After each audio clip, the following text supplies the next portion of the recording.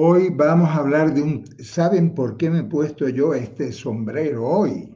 Mm, Por los tomatazos que seguramente ustedes me van a enviar, por los tomatazos, por las herejías que vamos a decir en la charla de hoy.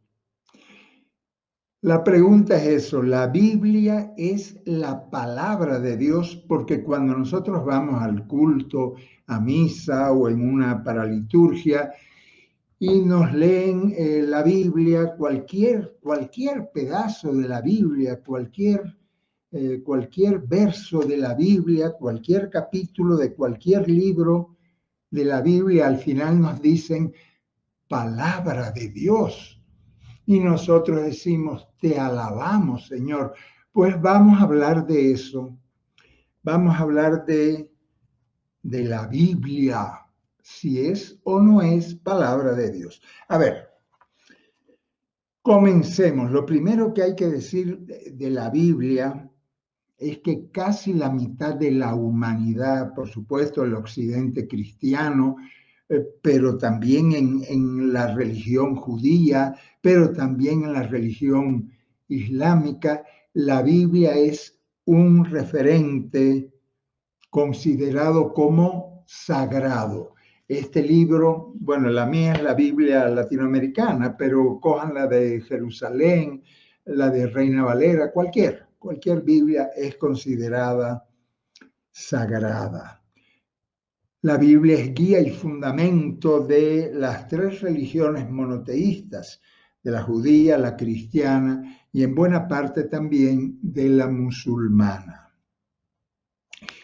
Vean ustedes que la Biblia, este libro, es el libro, oigan eso, más divulgado, más traducido, más impreso, más vendido, más estudiado de la historia. Anoten esta cifra. 6.000 millones de ejemplares impresos, ¿saben en cuántos idiomas? En 2.400 idiomas. Clarita, pon la torre de libros, de Biblias que se han impreso. Ah, Clarita me está. Ahí está. Esa es una librería donde hay torres de Biblias para regalar, para vender. Está traducida, como digo, en todos los idiomas. 6.000 millones de ejemplares impresos desde aquellas primeras impresiones que hizo Lutero cuando se inventó, cuando Gutenberg inventó la imprenta.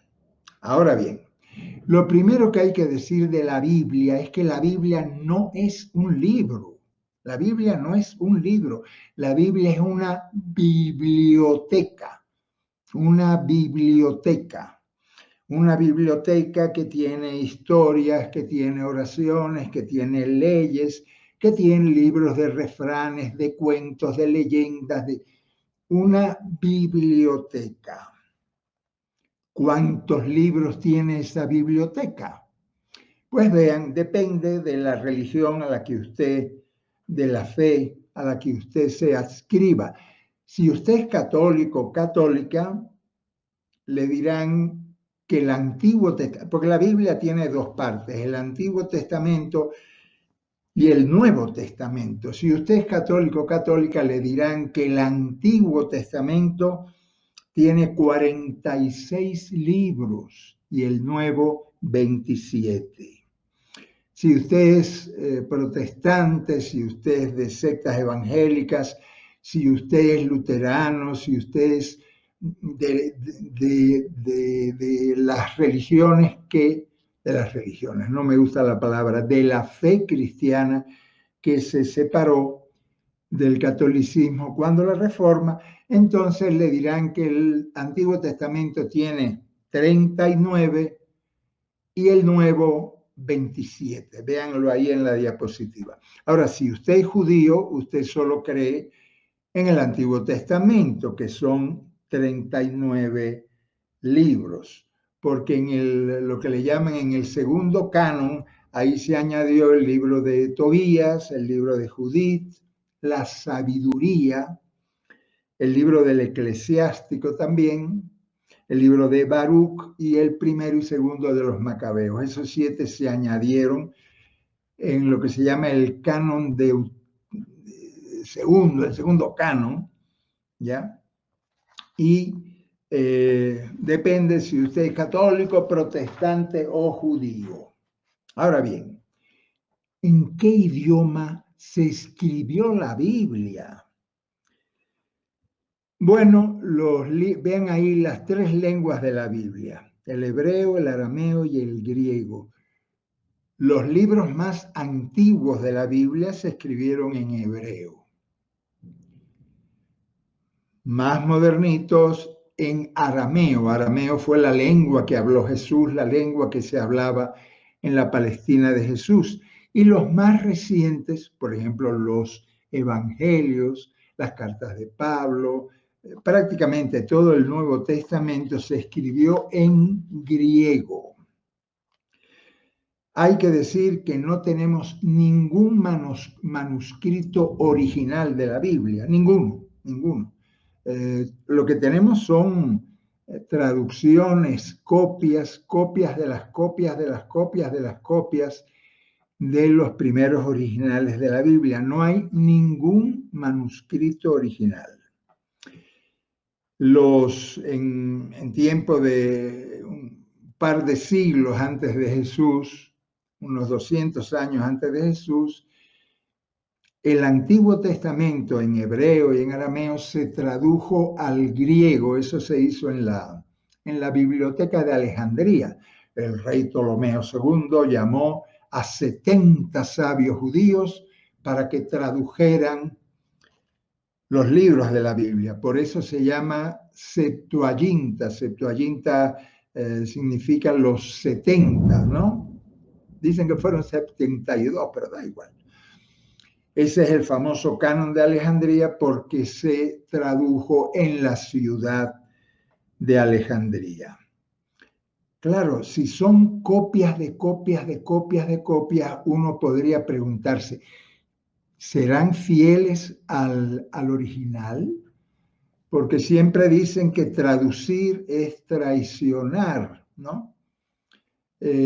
¿Serán fieles al original? Por ejemplo, en el original del profeta Isaías se hablaba de una muchacha joven dará a luz a un niño, utilizando la palabra almaj, que en hebreo significa muchacha joven.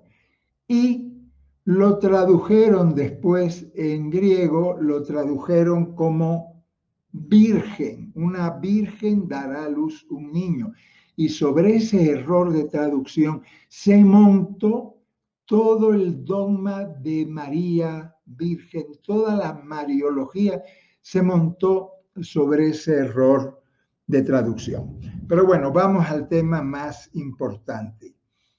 ¿Quién es quién? ¿Cuándo y dónde se escribió la Biblia?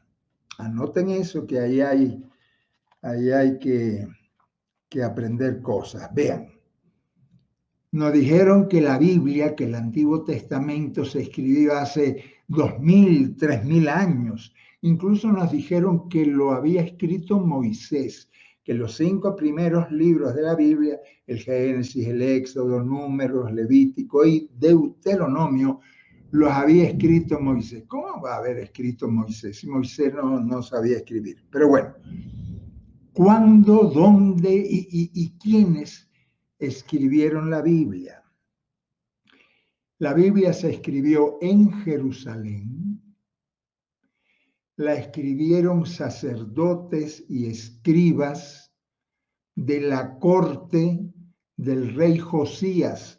Ese que es una película, pero ese que ven ustedes ahí en la foto es el rey Josías. El rey Josías reinó en Jerusalén en el siglo VII antes de Jesús, ¿verdad?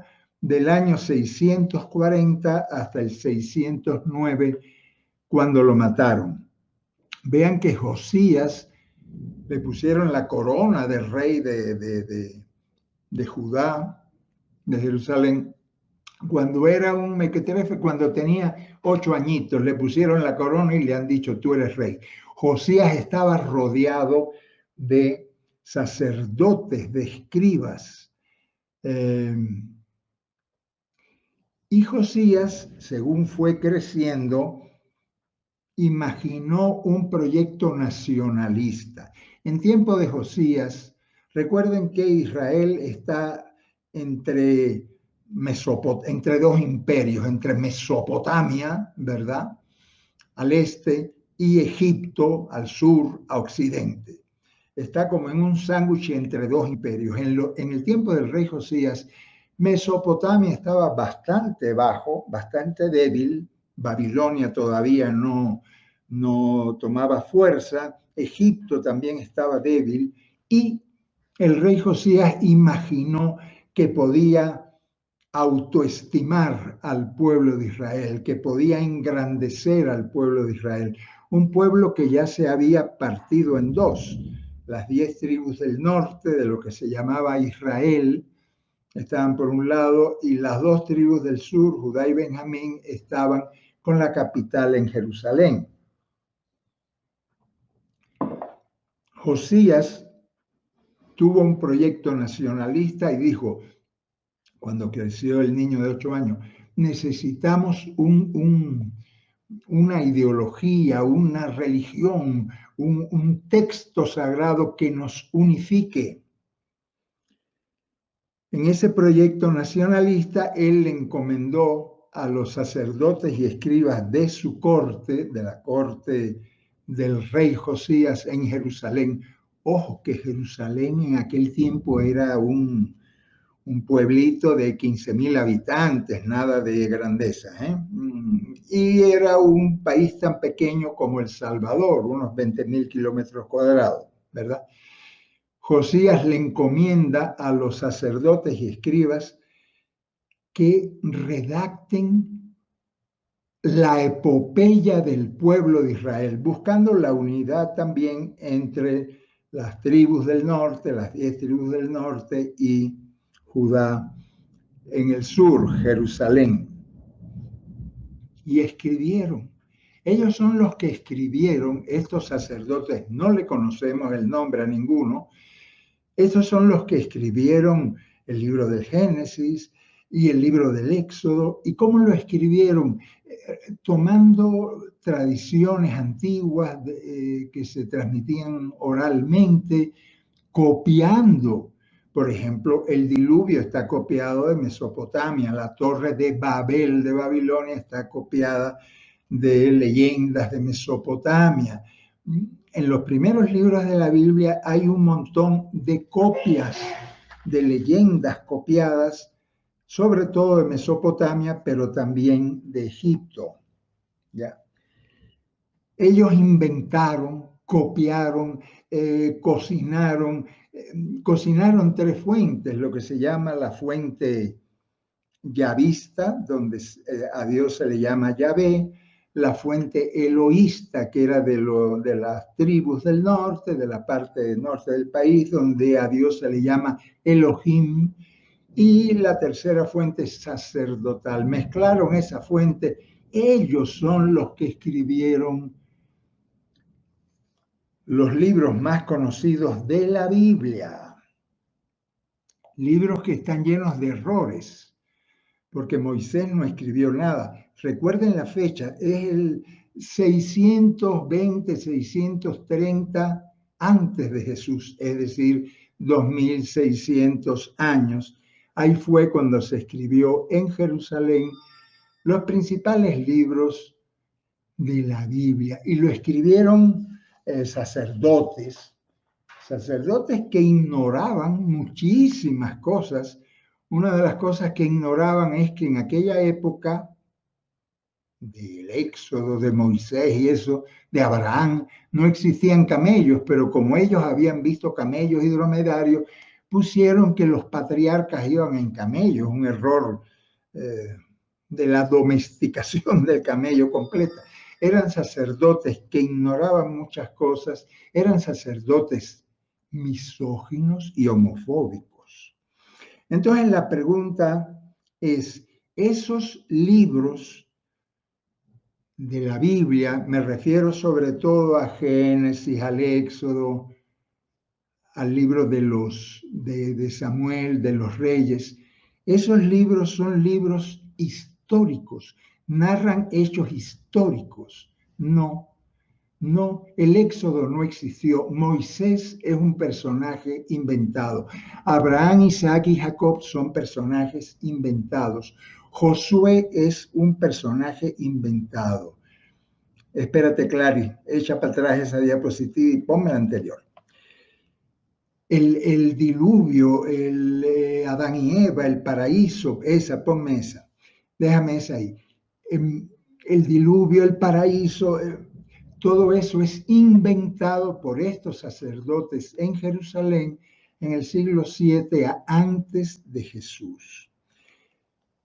No me crean a mí, crean al mejor arqueólogo de Israel, judío, Israel Finkelstein, que tiene un libro que les recomiendo, que se llama La Biblia Desenterrada, donde él explica que ni el Génesis, ni el Éxodo, ni el libro de Josué existieron. Nada de eso es histórico, todo eso es invención de los sacerdotes de Jerusalén durante el reinado del rey Josías. ¿Cuándo comienza la historia? Con el rey David, con David. Pero David y su hijo Salomón no eran grandes reyes, Jerusalén era una ciudad muy pequeña, como digo, unos 15,000 habitantes.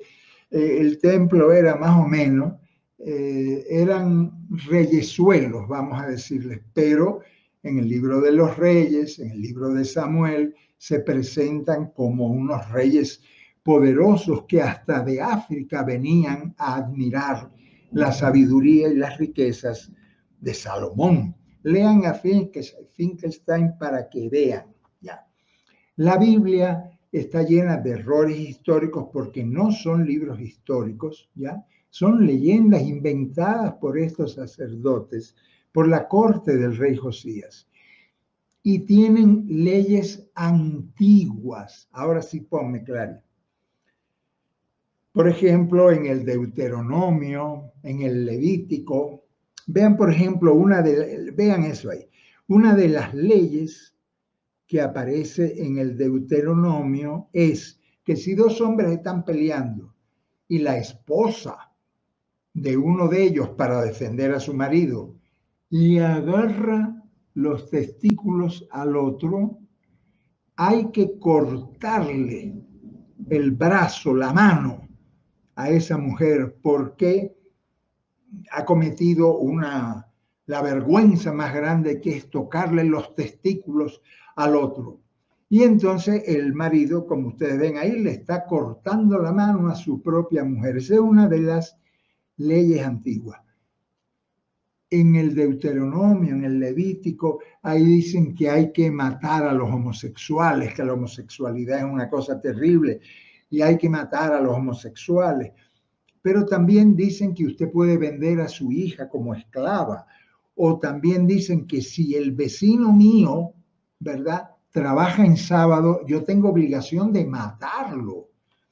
Son leyes antiguas, leyes muy violentas, leyes que yo creo que ni entonces tendrían sentido, pero que aparecen esas leyes en la Biblia.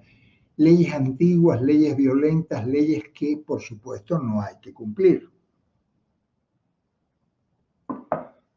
Entonces, la Biblia, ¿verdad?, es palabra de Dios. Miren la foto, el muchachito está leyendo ahí la Biblia, este muchachito, este cipotillo, y está espantado porque si usted se pone a leer la Biblia sin prejuicios, sin nada en su cabeza, coja la Biblia y póngase a leerla sin prejuicios. ¿Y qué se encuentra usted? Se encuentra incestos, violaciones, genocidios, matanzas. También hay salmos bellos, también hay cuentos bonitos como el de Jonás, también hay denuncias proféticas, Pero en los libros que mal llamados históricos, en los 5 primeros libros que no tienen nada de historia, todo eso es leyenda, ¿qué es lo que usted encuentra? Matanzas, genocidios, un Dios malhumorado, un Dios que manda matar a los madianitas, a los jebuseos, a todos los países los manda matar, a los primogénitos del faraón de Egipto, ¿ya? Por supuesto que todas esas matanzas y genocidios no existieron, no son reales, pero se nos presentan como palabra de Dios. ¿Cómo se puede decir que esos libros son palabra de Dios cuando son relatos sanguinarios, relatos de genocidios, relatos misóginos, ¿verdad? El Dios que nos presenta el Antiguo Testamento, el Dios que nos presentan los 5 primeros libros, la Torá, es un Dios cruel, sanguinario, vengativo, militar. Militar, fíjense que esto es para los tomatazos que me van a dar. Fíjense que el apodo del Dios de la Biblia es Yahvé Sebaot, el Dios el Dios de los ejércitos, un Dios militar, un Dios varón militar, cruel, sanguinario, que resulta que lo único que le tranquiliza la cólera a ese Dios Yahvé que aparece en el Antiguo Testamento es la sangre, el olor de la sangre, que le maten un cordero, que le maten una vaca, que le maten al hijo Isaac. Le pidió a Abraham que le matara al hijo Isaac. Todos son relatos legendarios que no existieron, pero vean la imagen que nos proyecta de Dios. Leí hace poco un artículo que decía que si sumamos todas las matanzas, los genocidios que aparecen contados en la Biblia, son más que los millones de asesinados por Hitler en el Holocausto. Ese Dios violento, un Dios tribal, vengativo, celoso, machista porque la alianza es con el prepucio de los varones, que le gusta el olor de la sangre, ¿eso es palabra de Dios? No. Eso es palabra escrita por unos sacerdotes que eran también machistas, misóginos y homofóbicos.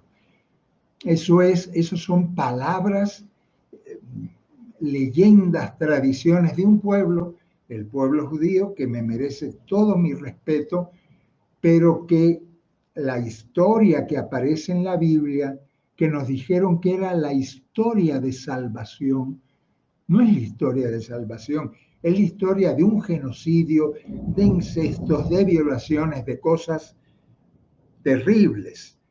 Fue por eso que José Saramago, el gran Saramago, cuando le preguntaron de la Biblia, Saramago dijo, la Biblia es un libro terrible, un manual de malas costumbres que no debería de estar al alcance de los niños ni de las niñas. Ahora bien, ustedes se preguntarán, ¿quién fue el que dijo que este libro, estoy hablando sobre todo del Antiguo Testamento, quién fue el que dijo que este libro, Antiguo y Nuevo Testamento, es palabra de Dios, te alabamos, Señor? Pues anoten la fecha y el que lo dijo. Eso lo inventaron, repito, eso lo inventaron en el siglo IV. El siglo IV fue una desgracia para el mensaje de Jesús. El siglo IV fue la desgracia mayor para el Evangelio. Recuerden en el año 325 con Constantino, eso fue el desastre, con el emperador Constantino, pero después de Constantino vino uno peor, Teodosio. Teodosio el Grande, en el año 380, dijo que el cristianismo era, Dijo que el cristianismo era religión del Imperio Romano y era la única religión que usted podía creer. Si usted no creía, no era cristiano, el cristianismo se convirtió en religión de Estado. Eso fue en el año 380, con el emperador Teodosio, que decretó la religión cristiana como obligatoria en todo el Imperio Romano. Oigan esa barbaridad. Religión oficial del imperio. Muy poquito después, en el año 382, anoten la fecha, 382, el papa de entonces, llamado Dámaso, este papa Dámaso en el año 382, que estaba conchavado con Teodosio, con el emperador. Por cierto, este papa Dámaso era un degenerado, era un sinvergüenza. Mandó a matar a todos los que apoyaban al papa anterior a él, que era el papa Bursino, los mandó a matar a todos. Él se vestía como rey, daba banquetes y por las noches llamaba a las esposas de los nobles, a los nobles les daba prebendas y les daba eso, y él se quedaba con las... Era un degenerado. Pues este Dámaso primero, que lo hicieron santo, hay que decirle San Dámaso. Este Dámaso en el concilio de Roma en el año 382 cogió la Biblia y dijo, a partir de ahora la Biblia, todos sus libros, los del Antiguo y los del Nuevo Testamento, son palabra de Dios. Y todos los obispos que estaban en ese concilio, vean la figurita, el que está a la izquierda es un dibujo de qué mala leche tiene ese hombre, ¿no?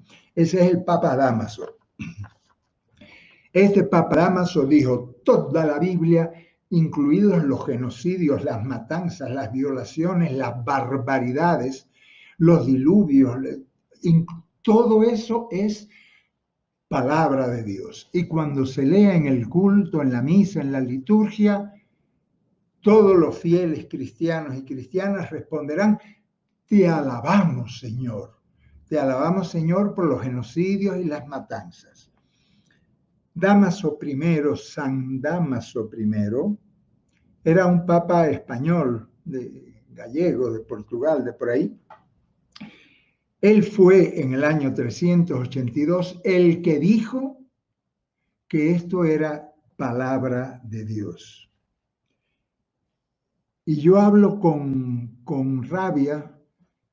Yo he leído este libro una vez, dos veces, tres veces completo, lo he estudiado muchísimo. Este libro tiene cosas muy bonitas. En la Biblia hay cosas muy bonitas, pero no podemos decir que toda la Biblia es palabra de Dios. Pablo sí lo decía. Pablo decía que toda la Escritura está inspirada por Dios. En la segunda carta a Timoteo, que no es suya, pero bueno, dicen que es suya. Toda la Escritura es inspirada por Dios y nos han metido ese cuento. Nos han dicho que los diluvios, las matanzas, las cosas horribles que aparecen, horribles, sanguinarias, sangrientas, que entran en la Biblia, eso es palabra de Dios. Eso no es palabra de Dios. Eso es palabra de unos sacerdotes misóginos y sanguinarios que vivían la corte del rey Josías en el siglo VII antes de Jesús. El Nuevo Testamento es otra cosa, los evangelios son otra cosa, pero estoy hablando sobre todo del Antiguo Testamento, porque Pablo dice que todo el Antiguo Testamento, que toda la Biblia está inspirada por Dios. No, se equivocó nuestro amigo Pablo de Tarso, se equivocó muchísimo. Conclusión primera para darles la palabra ahora a ustedes. La Biblia es palabra de Dios. Dios no cabe, por Dios. Dios no cabe en ningún libro, ni en todos los libros del mundo. Dios no se agota ni en la Biblia, ni en todos los libros del mundo. En la Biblia hay cosas bien chéveres, bien. El cuento de Jonás es una maravilla. Hay muchos salmos bien bonitos, hay muchos salmos hermosos, pero no podemos decir que toda la Biblia es palabra de Dios. En la Biblia hay palabras de Dios, claro que sí, y en la música hay palabra de Dios, y en los poetas hay palabra de Dios, y en el Corán hay palabras de Dios, y en los Vedas del budismo y del hinduismo hay palabra de Dios. Todo lo que sea de justicia y de amor es palabra de Dios. Cuando un niño te sonríe, esa sonrisa es palabra de Dios. Cuando tú lees un poema que te emociona, que eso es palabra de Dios. También en la Biblia hay cosas muy hermosas, ahora les voy a leer una, ¿verdad? Que son palabras de Dios.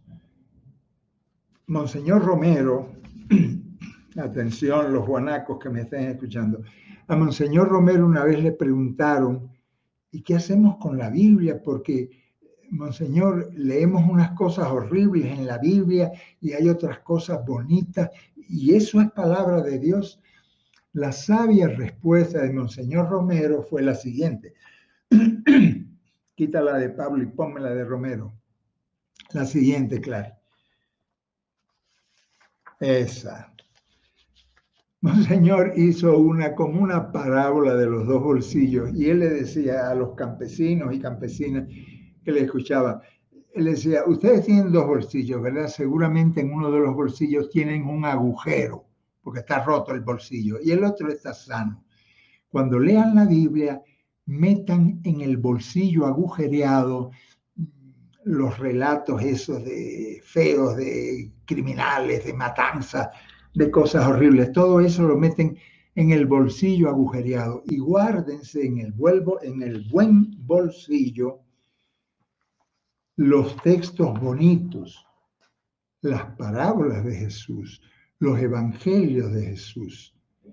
Esas parábolas de Jesús son palabra de Dios. Eso sí es palabra de Dios. Eso sí es la palabra de un Dios, papá y mamá, el que nos anunció Jesús de Nazaret. Como repito, Dios no se agota en ningún libro, ni en todos los libros del mundo. Dios no cabe en ningún templo, Dios no cabe en ningún libro, Dios no cabe en... Dios es trascendente, es mucho más grande que lo que podemos imaginarnos. Y voy a terminar la charla de hoy. ¿Saben con qué la voy a terminar? Porque en la Biblia, por ejemplo, los profetas es tal vez la parte más linda de la Biblia. El profeta Isaías tiene cosas muy hermosas. Vean, por ejemplo, lo que escribió el profeta Isaías en su capítulo 49, tan hermoso. Él le dice a los que estaban exiliados, a los que estaban presos, a los que estaban desesperanzados, Dios le dice al profeta, anda y dile a los prisioneros, salgan libres. A los que están en la oscuridad, diles, vengan a la luz. Ya no habrá hambre ni sed, ya no estarán expuestos al viento quemante ni al sol, porque yo, Dios, haré caminos a través de las montañas y pavimentaré los senderos.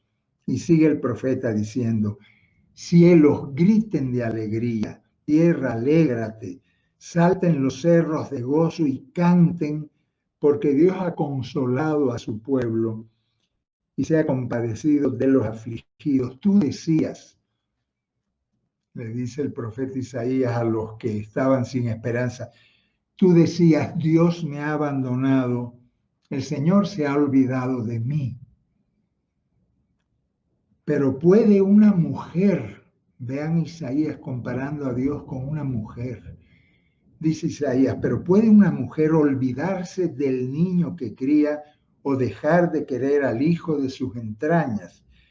Pues aunque ellas se olvidaran, yo nunca me olvidaría de ti, porque te tengo grabada en la palma de mis manos y nunca dejaré de pensar en ti. Amén. ¿Cómo ven ustedes ese texto que les he hablado, que les he leído yo del profeta Isaías? Es una belleza. Nos presenta a Dios como una madre que no puede olvidar al hijo de sus entrañas, a la hija que parió. Eso está súper bueno. Eso va al bolsillo sin agujerito. Pero cuando lean el diluvio, cuando lean la matanza de los madianitas, cuando lean los horrores de Josué, cuando lean eso va al bolsillo con un agujero. Eso no es palabra de Dios. Eso bótenlo, bótenlo. No es palabra de Dios. Aunque lo haya dicho el Papa San Dámaso, que de santo tenía poco.